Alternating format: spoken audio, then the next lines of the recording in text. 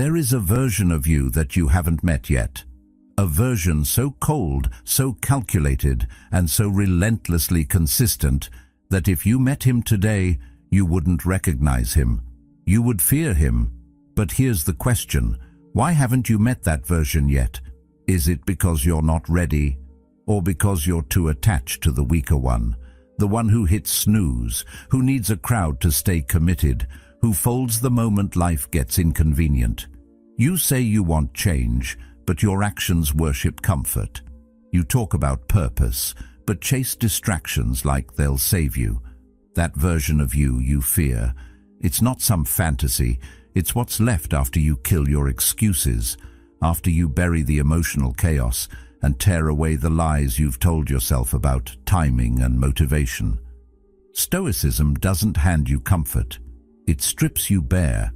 It forces you to stand in front of your own reflection and ask, am I who I claim to be, or am I still pretending? The Stoics believed that virtue is action, not intention. That freedom isn't granted, it's earned through self-mastery. If you're still watching this, it means some part of you is ready to burn through the illusions. Not for approval, not for recognition, but because you are finally done living beneath your potential. If that resonates, consider subscribing, because it marks a choice, a quiet, personal declaration: I will not live asleep anymore. It always starts quietly.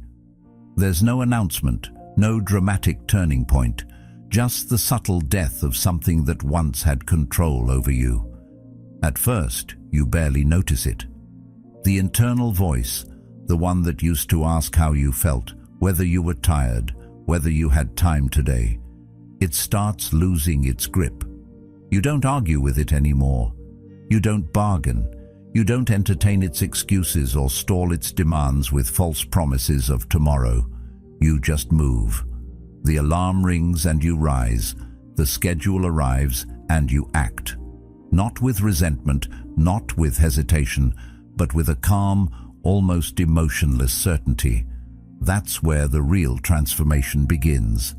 Because most people are still in negotiation, still weighing whether they're in the mood to follow through on the life they said they wanted. They're stuck in endless deals with themselves, always trying to trade comfort for progress, always looking for a shortcut through discipline that doesn't hurt. When you let go of negotiation, you step into a world that's almost invisible to the average person. They don't see what's changed, but they feel it. You don't react the way you used to. You don't flinch under pressure. You don't explain your moves. And this new version of you, it unnerves people because it's clean, clear, direct. It doesn't leave room for their projections, their doubts, their need to be reassured that you're still playing small like them. The truth is, when you stop asking for permission, especially from the weaker parts of yourself, you step outside the predictable patterns that define most lives. You are no longer governed by what feels good in the moment. You're moved by something deeper: duty, clarity, purpose. There's a kind of quiet violence in that. Not a violence toward others, but toward the parts of you that once held you hostage. The part that told you to wait. The part that said, be realistic. The part that said, you've done enough for today. Every time you act without negotiating, you drive a wedge between who you were and who you're becoming. That gap grows, and the old voice, the old urges, the old habits, they begin to starve. At first they scream, then they whisper, then they fall silent. And that silence is sacred, because it's the moment you realize you no longer belong to your impulses. You no longer belong to your doubts. You belong to your word. That's what separates those who rise from those who loop. Most people think freedom is doing what you want, but as Epictetus said, no person is free who is not master of themselves. Discipline isn't a cage. It's the blade that cuts through confusion and grants clarity. You don't act because you feel like it. You act because that's who you are now. And that identity is unshakable, because it's not built on feeling. It's built on principle, on repetition, on consistency earned in silence, not shouted for approval. That's the irony most people miss. They think discipline looks like suffering, like restriction. But when you live inside of it, it feels like relief. There's no debate in the morning, no guilt in the evening, no emotional crash between failure and regret. There is only movement, steady, clean, focused, and people begin to notice, though they can't explain what's different. You haven't posted anything, you haven't announced anything, but your presence speaks louder than your past ever could.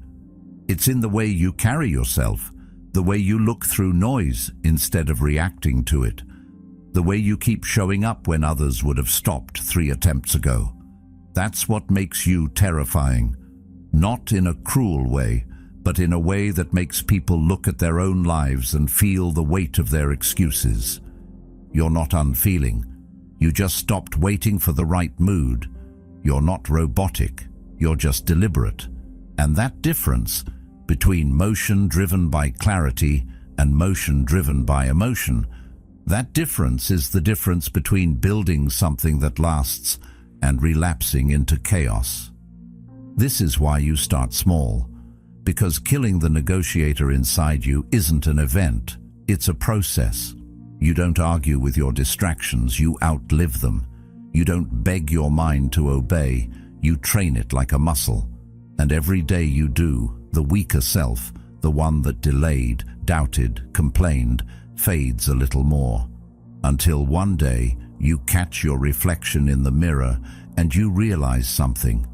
You didn't just become disciplined, you became dangerous, not because you can control others, but because you can finally control yourself. That's what scares people, that you don't ask for motivation, that you don't stall with emotional explanations, that you just move. You say nothing, but your consistency speaks volumes. You don't need sympathy, you need direction. You don't wait to feel ready. You act until readiness becomes irrelevant. That's the path. That's the process. And once you've lived that enough times, you won't remember the last time you asked yourself whether you felt like it, because you won't care. That question no longer belongs in your mind. That version of you that once hesitated, once explained, once needed to be convinced, they're gone. And in their place stands someone who doesn't waver, doesn't ask, doesn't need, just moves, just acts, just becomes. At one point, you probably shared every decision you made, the goals you set, the plans you started, the promises to turn things around. You talked about the new schedule, the early mornings, the diet, the grind. You felt like if you said it loud enough, if enough people knew, then maybe you'd follow through. Maybe the pressure would hold you accountable, but it never did it? Because talking gave you the feeling of movement without any of the sacrifice. And over time, you learned the truth that no one tells you. When you speak too soon, you waste the fire. You let the pressure out before it can build power. Real change doesn't need a megaphone. It doesn't need an audience. It needs silence. Not because you're hiding, but because you're finally home in your discipline. You don't have to explain the work when you become the work. That's when things shift. It's strange how silence becomes your armor, not because it protects you from others, but because it protects your focus from their noise. The moment you stop sharing everything is the moment you stop seeking approval. And without that need for validation, you gain something rarer than praise: presence. People who once felt close to you might start saying you're distant, cold, detached. But what they're really feeling is your stillness, and stillness is deeply unsettling to the chaotic. Because most people don't know how to exist without noise, they panic in quiet. They seek constant feedback to feel alive, but discipline doesn't seek attention. It becomes attention. You walk into a room without a word, and something shifts. Not because you demand respect, but because your silence demands self-respect. It's the look in your eyes, The way you no longer explain, the way your actions arrive unannounced and irreversible. You've become something they can't read, and what people can't read, they fear. At first, that silence feels strange, like you're holding something back, but eventually it becomes peace.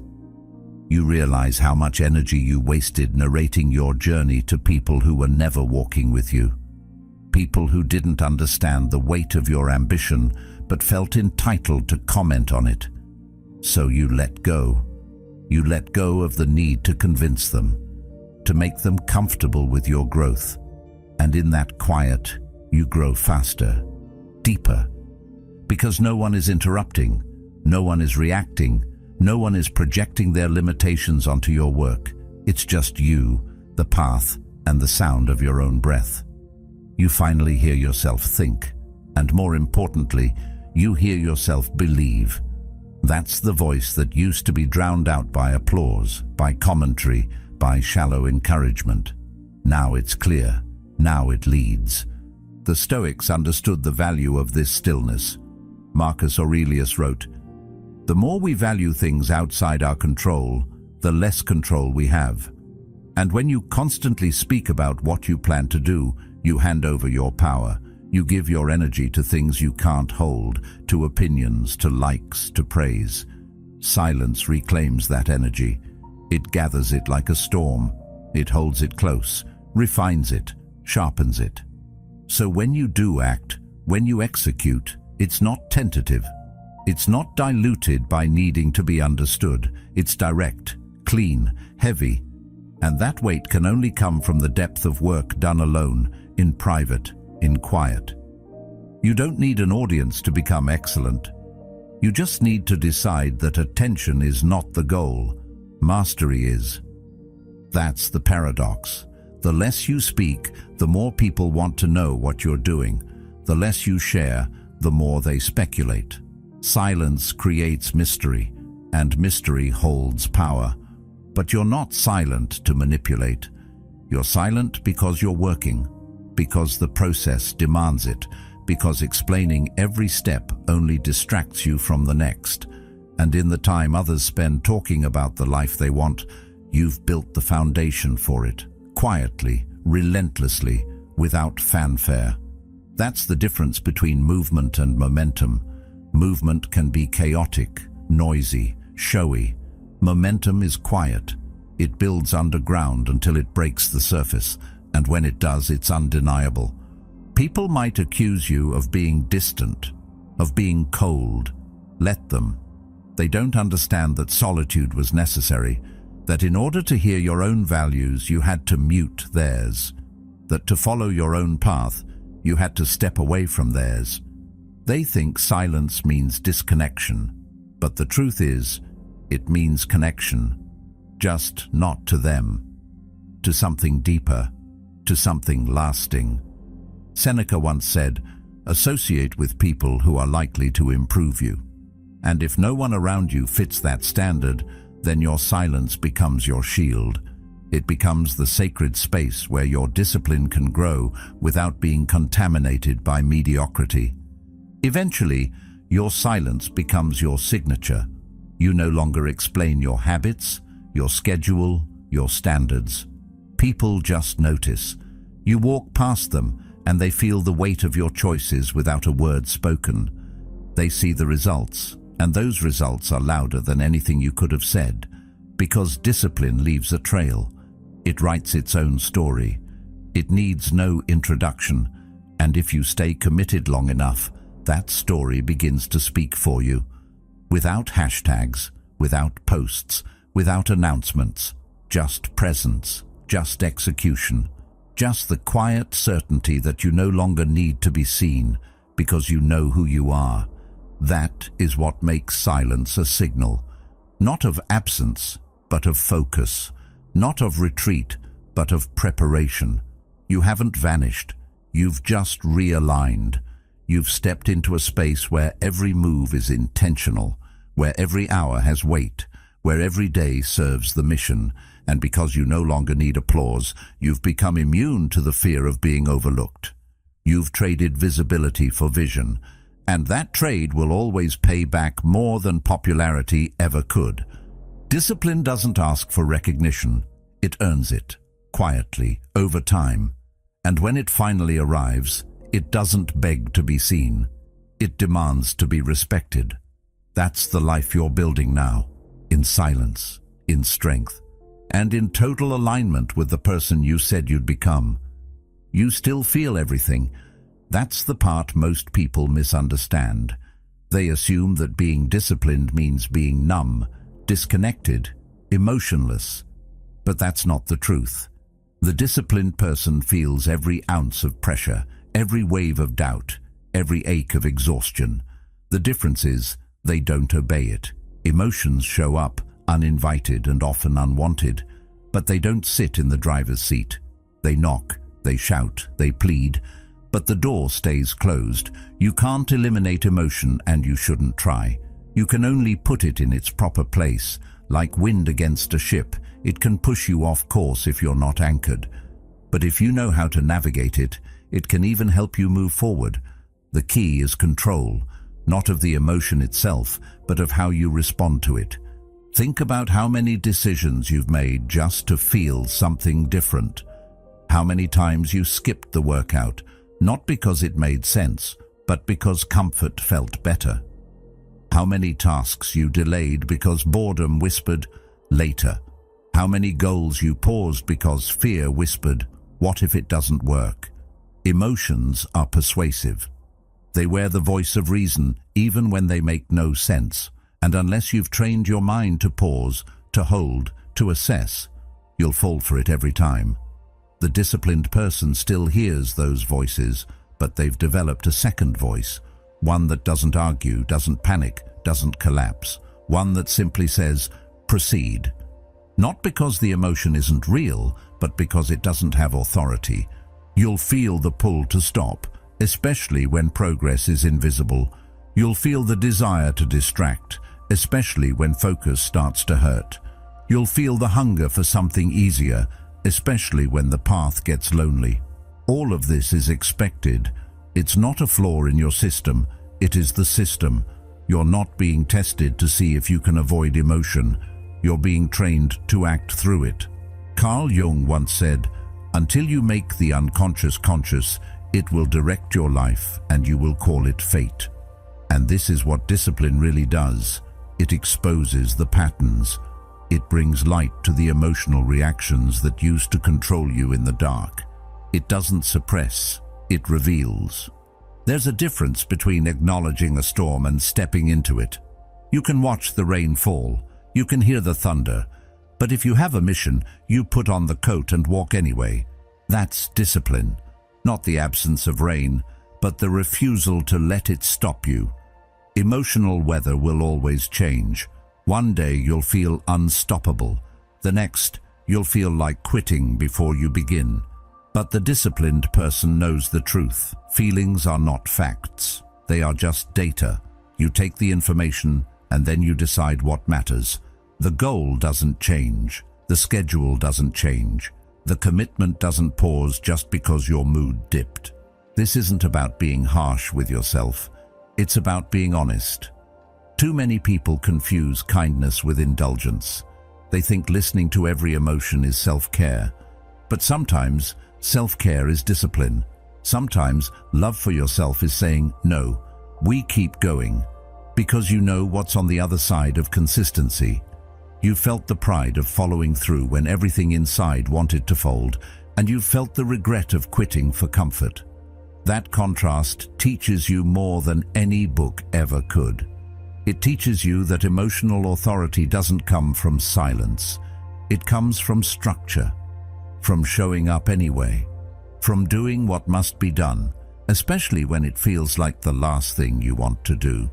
The more you train this way, the quieter the chaos becomes. Not because it disappears, but because you've changed your relationship to it. You no longer panic when doubt arises. You just breathe. You no longer crumble under frustration, you just adjust. You've built a mind that knows how to hold the line. And that kind of mind, steady, unbending, alert, is rare. Most people fold at the first feeling of discomfort. They label it a sign. They call it intuition. But the disciplined know better. They know that intuition must be sharpened through action, not just emotion. That not every discomfort is a warning. Sometimes it's just resistance before growth. When emotions become background noise instead of commands, you become efficient. You become focused. You become incredibly difficult to knock off course. And that's when people start asking how you do it, how you stay so consistent, so stable, so unaffected. But they don't see the work. They don't see the mental reps. The moments you sat in frustration and didn't react. The moments you faced self-doubt and didn't flinch. The moments you were bone-tired and still followed through. They only see the surface. But beneath it is a mind trained to act, not from emotion, but from clarity. Aristotle once believed that excellence was not an act, but a habit. This habit isn't built when everything feels good. It's built when everything screams to stop, and you don't. When you train that way long enough, you don't just develop discipline, you develop peace. Because nothing inside you is fighting anymore. The emotions are there, yes, but they're no longer loud. They're no longer pulling you in 10 directions. They've been heard, but they've also been overruled. Calmly, consistently, and that calm is what makes the disciplined so unnerving to others. Because when you can't be easily swayed, you become rare, and when you become rare, you become powerful. Not because you dominate the world, but because you've finally learned how to lead yourself. You don't need to shock the world to be powerful. You don't need to throw surprises or reinvent yourself every month just to stay relevant. You just need to become someone whose word, especially to yourself, is law. Predictability, in the way most people use it, sounds boring. It sounds like stagnation. But there's a different kind of predictability. The kind that doesn't bend when the wind shifts. The kind that doesn't ask how hard the day will be before deciding how much to give. The kind that becomes so rooted in consistent action that it almost looks unshakable from the outside. That's the kind of predictability that scares people.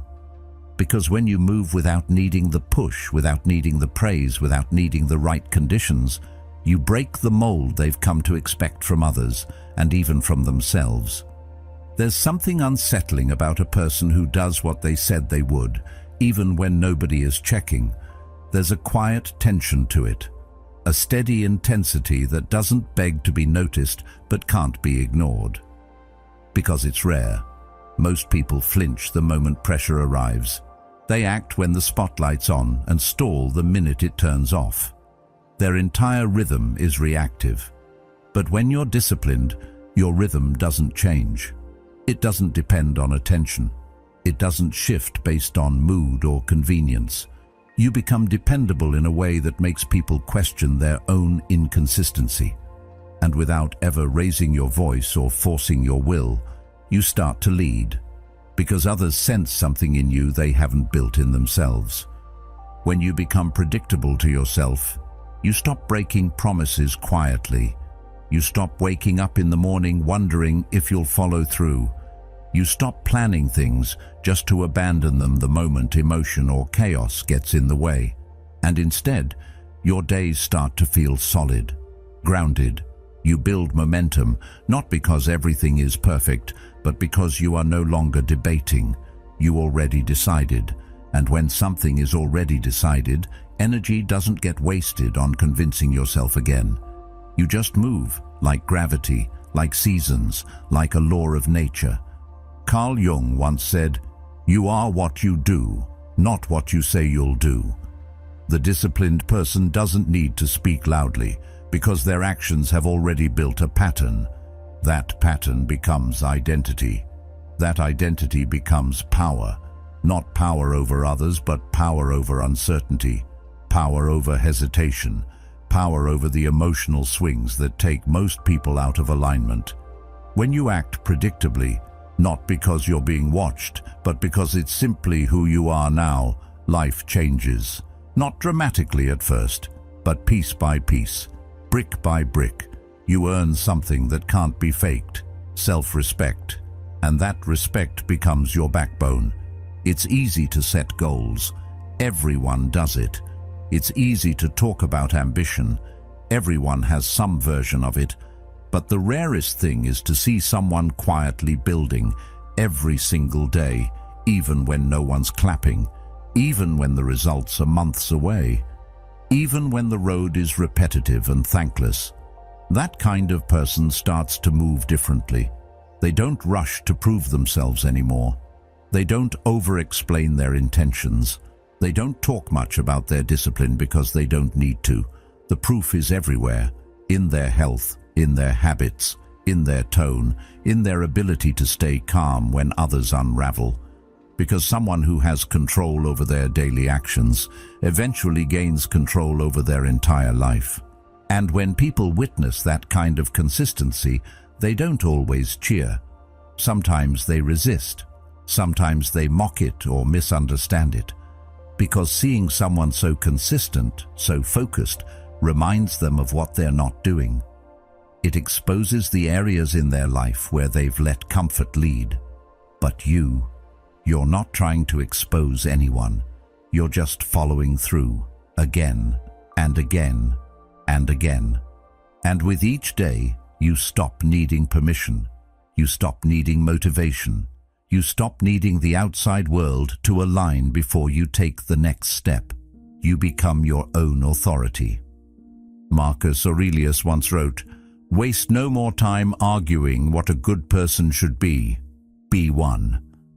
That's the mindset you adopt when your actions align with your values, regardless of who's watching. You don't need to talk about your intentions because you've already embodied them. You're not chasing inspiration anymore. You're building it through repetition. And in doing so, you become someone others can rely on. But more importantly, someone you can rely on. You've erased the internal doubt that used to whisper, "Will I actually do it this time?" Because now the answer is yes, not as a guess, but as a fact. It's already written into your system. There's peace in that. Peace in waking up and knowing your behavior doesn't swing wildly based on the weather, the news, or how your friends feel that day. Peace in knowing that discipline has given you a structure stronger than circumstance. That no matter what's falling apart around you, your process remains intact. And that kind of stability, it spreads. It strengthens every part of your life. Your relationships feel different. Your work sharpens, your mind clears, because you're no longer pulled in every direction. You have direction, and in the rare moments when chaos does try to break through, you don't panic, you don't crumble, you just pause, adjust, and return to the pattern that built you. That's what discipline gives you, a lifeline that doesn't waver when life does. You don't need to predict the future when you've made yourself predictable in the best way. You already know how you'll respond, and knowing that gives you something that almost no one has, certainty in yourself. That certainty isn't loud, it's not dramatic, it just shows up every day in the small choices, the quiet wins, the repeated follow-through. And over time, those tiny moments become your legacy. Because while the world runs in circles chasing what's new, what's exciting, what's easy, you just keep showing up. And that makes you unstoppable. Not because you move fast, but because you never stop. There's a shift that happens when you finally stop needing to be understood. At first it feels like loss. You stop explaining your choices, your schedule, your standards, and people pull back. They don't know how to respond to someone who's no longer performing for their approval. They say you've changed. They say you're distant. But what they really mean is, you've stopped making them comfortable. You're not chasing the same things. You're not clinging to the same need to be liked. You're building a life now that isn't about impressing people. It's about withstanding storms. And when you live like that, when your days are rooted in structure instead of seeking, you start to feel the difference. Not right away, But slowly, steadily, like a weight you've been carrying your whole life, just disappears. Discipline and detachment go hand in hand, because real discipline isn't just about structure. It's about the ability to walk alone. It's about choosing a path with fewer eyes on it. Less praise, less applause, but more peace. At some point, you realize that the attention you were chasing wasn't building you, it was draining you. It was tying your identity to the reactions of others. And when they applauded, you felt worthy. When they didn't, you questioned yourself. But once you detach, once you stop needing their nod before you take another step, you become someone they can't control, someone they can't predict, someone who does not rise and fall based on public approval, but on private integrity. Carl Jung said, "The privilege of a lifetime is to become who you truly are. But to do that, you have to let go of the version of yourself that was built to be accepted, the one shaped by other people's comfort zones, the one who watered down every ambition to avoid being called too much. You have to burn that version. And that burning, it's lonely. People drift, conversations feel shallow, you start to feel like a stranger in familiar places. But that discomfort is not a sign you're lost. It's a sign you're no longer available for the life that was built on needing permission. Most people never get here. They stay tethered to the performance, to being liked, to being agreeable, even if it means never becoming what they're capable of. But you're different now. You've chosen discipline over distraction, silence over noise, purpose over popularity. And that means you don't explain every choice. You don't try to make people understand why you're doing what you're doing. You just do it. And that kind of detachment, it's powerful, because it says, I know who I am, I know what I'm building, and I don't need you to validate it for it to be real. You'll notice something strange when you reach this level of discipline. The more focused you become, the more people misunderstand you. They confuse stillness with coldness, focus with arrogance, distance with superiority. But they don't realize you're not above them. You're just no longer available for anything that pulls you off mission. Your time has weight now. Your boundaries are real. Your energy is earned. And not everyone can handle that shift. But you weren't building this life to be understood. You were building it to be lived. Seneca once said, "If you live in harmony with nature, you will never be poor. If you live according to what others think, you will never be rich." And that's the difference. The richest kind of life isn't one full of followers, likes, or endless praise. It's a life with space, a life where you move deliberately, anchored in your values, not dragged by someone else's. When you detach from approval, you stop begging for scraps of attention. You stop shrinking to stay digestible. You grow, not for applause, but because growth is who you are now. And here's what most won't tell you. Detachment isn't cold. It's not emotionless. It's not selfish. It's focused. It's clear. It's rooted in something deeper than social performance. It's built on an internal compass that doesn't spin every time someone has an opinion. That kind of clarity is rare.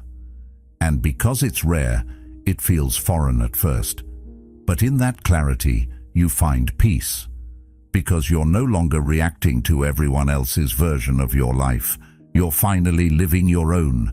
You start to see just how much of your past was shaped by fear of being misunderstood. How many times you said yes to avoid tension. How often you betrayed your own standards to keep the peace. But peace isn't the absence of conflict. It's the presence of alignment. And real alignment only comes when you stop asking the world to clap for your progress and start showing up whether they see it or not, whether they like it or not, whether they stay or not. That's where the power lives, in the quiet refusal to explain, in the decision to keep going without asking who's coming with you. You'll lose people, that's inevitable, But what you gain, clarity, alignment, sovereignty, is worth everything you leave behind, because once you detach from needing their understanding, their support, their praise, you stop being a reflection of other people's fears. You become a mirror of their potential. And not everyone wants to see that. But you didn't come here to be soft. You came here to build something real. You don't need to be liked to live well. You don't need to be followed to be effective. What you need is to be honest, disciplined, detached from the need to be received in a certain way. You walk your path, not because it's celebrated, but because it's yours. And in the end, the world won't remember the one who blended in. They'll remember the one who stood still in their truth, while everything around them begged them to bend. And you'll sleep peacefully knowing you didn't bend. You just built, quietly, consistently, alone if you had to, but never lost, only free. You're not exhausted because you've been pushing too hard. You're exhausted because you've been living beneath your potential, and deep down, you know it. It's not the workload that drains you, it's the weight of compromise. It's waking up with a plan and letting it slip before noon. It's breaking your own word more times than you can count. That's the fatigue no amount of rest can fix. Because every time you lower your standard to make things easier, you lose a part of your strength. Not just physically, but mentally, spiritually. You start to believe you can't hold yourself to anything higher. That belief becomes a pattern. That pattern becomes your life. Low standards are deceptively heavy. They feel light in the moment because they allow shortcuts, excuses, softness. But over time, they cost more than they promise. They trap you in cycles of temporary relief, followed by deep regret. You feel guilt, then motivation, then burnout, then guilt again. And around you go, wondering why nothing feels stable. It's not because you can't do more, it's because you've accepted less as normal.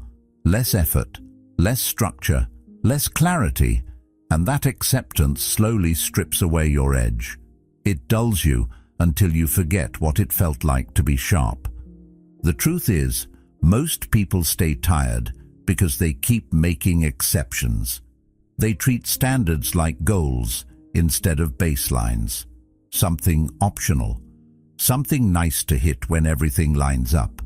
But real discipline isn't a burst of inspiration, it's a floor you refuse to fall below. A standard so solid that even on your worst day, you don't sink into nothingness. You still show up, you still move, you still execute, not perfectly, but consistently. And that consistency builds something far more powerful than motivation ever could: self-trust. And here's what most people miss. Raising your standards isn't punishment, it's freedom. Because when your standards are low, you're constantly negotiating, constantly trying to talk yourself into doing the bare minimum. It's exhausting.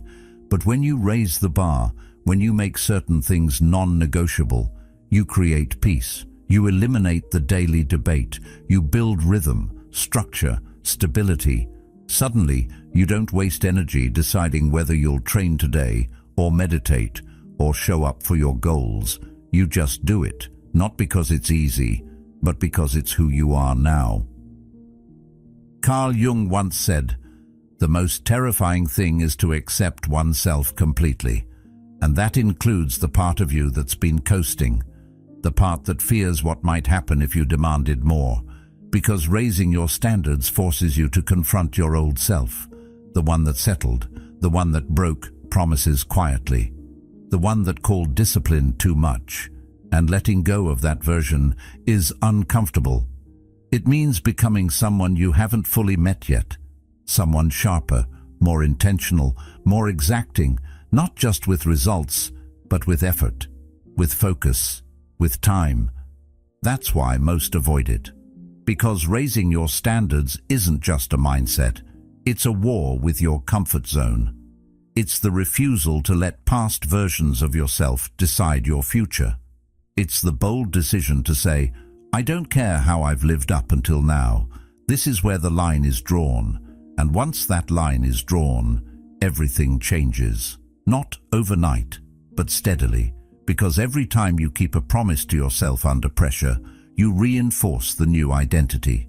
The identity of someone who finishes what they start, who doesn't fold under discomfort, who moves with precision even when no one's watching.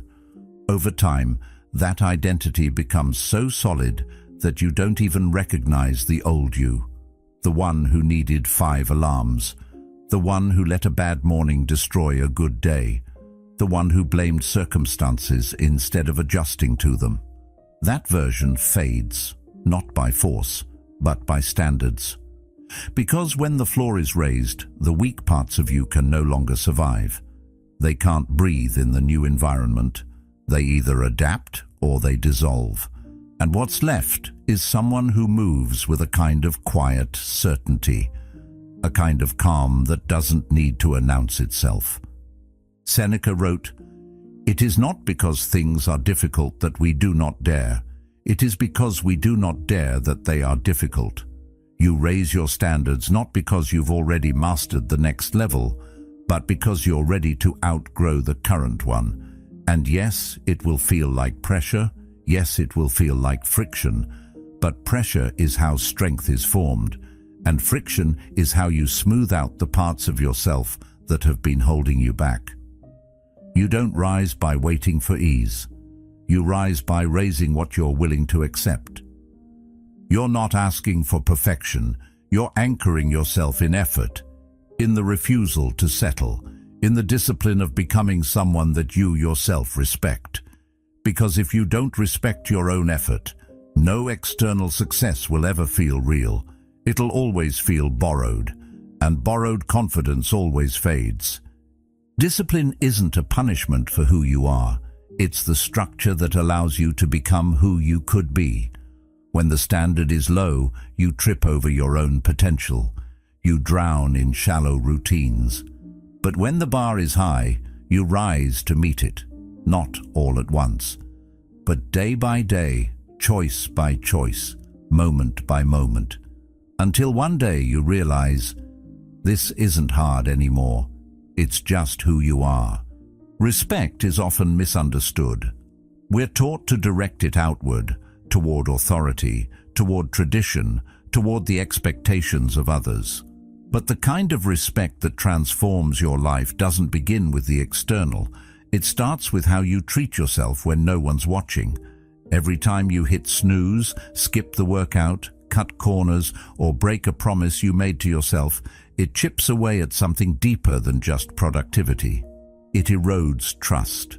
Not trust from others, but trust from within. And when you lose that, it doesn't matter how confident you look on the outside. You'll always carry the weight of knowing you've been negotiating with your own potential. Discipline isn't about perfection. It's about self-honor. It's about proving to yourself that you are worthy of effort, that your time means something, that your goals deserve to be followed through, even when the motivation isn't there to make it feel good. The people who show up consistently, even in silence, even when it's boring, don't do it because they're superhuman. They do it because they've made a decision. I matter enough to take myself seriously. And once that standard is set, your behavior starts to match. You stop making excuses. You stop explaining why it didn't happen. You just follow through, quietly, deliberately, like it's non-negotiable. Because it is. That's the shift most never make. They continue treating their goals like ideas, not obligations, like maybe they'll get to it, maybe not, like it's flexible. But what happens when you treat your focus like gold? What happens when your time becomes sacred? You start walking differently. You speak less, but everything you do says more. People feel the difference. You carry weight. Not because you're loud or demanding, but because your consistency builds gravity. It creates presence, and presence is rare in a world full of noise. Discipline creates space, not just in your schedule, but in your soul. It clears out the clutter of uncertainty. It cuts through the distractions. It teaches you how to prioritize what truly matters over what temporarily feels good. When you're disciplined, you don't have to rush. You don't have to scramble. You're no longer at war with time because you're aligned with it. You don't let your days slip through your fingers. You grip them, you use them, you make them count. And in doing so, you start to like who you see in the mirror. Not because you've arrived, but because you've stopped running from your own standards. And that reflection starts to guide everything. The way you eat, the way you move, the way you speak, the way you think. You stop waiting for life to give you permission. You stop waiting for someone to save you. You become the person you once hoped would walk in and tell you what to do. You become your own example, and in doing so, you earn something money, praise, or status can't buy: self-respect. That quiet confidence that comes from knowing, I don't need to explain myself. I live it. That's why discipline isn't just about grinding. It's about alignment. It's about making your actions match your values. Epictetus once said, "First say to yourself what you would be, and then do what you have to do." That's what it means to respect yourself. It's not about setting goals. It's about living like those goals are already part of your identity, about removing the gap between what you say you want and how you show up every day. And the closer that gap gets, the more peace you feel. Not because life gets easier, but because you no longer carry the weight of living out of sync with yourself. In time, others begin to feel that alignment. You don't have to announce your progress. You don't have to convince anyone of your seriousness. Your presence does the talking. Your energy changes. People adjust around it, not because you've become intimidating, but because you've become solid, stable, grounded. And in a world built on distractions and inconsistency, stability is rare. It's powerful. It holds its own space. You don't demand attention, but you command respect. And it's not because you've become someone else. It's because you finally started treating yourself like someone worth becoming. Seneca once said, "He who is brave is free, and discipline is an act of bravery. It's stepping up when everything inside wants to fall back. It's choosing long-term value over short-term escape. It's doing the hard thing again and again until it becomes second nature. And when that happens, freedom shows up, not because life suddenly becomes easy, but because you no longer live in conflict with your own word. You say it, you do it, and that reliability becomes your identity. You'll still have off days, you'll still feel resistance, but you won't quit, because the standard is set. Because you've built something stronger than mood or circumstance. You've built integrity, you've built respect, and every time you live by that, you teach the world how to treat you, not through demands, but through discipline, not through noise, but through consistency. In the end, discipline isn't about being hard on yourself, it's about being honest. It's about acting like you matter, like your future matters, like your choices echo far beyond the moment you make them. And when you begin living that way, not someday, but now, people will feel it. Not because you tell them, but because everything about you will say, without words, I keep my promises, especially to myself. At first, it's mechanical. You do what you must, even when it doesn't feel natural, even when the old self fights back. And that voice will fight. It will tempt you with comfort, with delay, with all the reasons why today can be the exception. But every time you refuse to listen, something shifts, something cracks. That voice gets a little weaker because it's no longer being fed. The reactive part of you, the one that depended on mood and emotion, begins to lose its power. And in its place, something colder, calmer, more focused begins to grow. Not because you tried to be someone new, but because you repeated the right thing enough times to make it who you are. Repetition strips you down.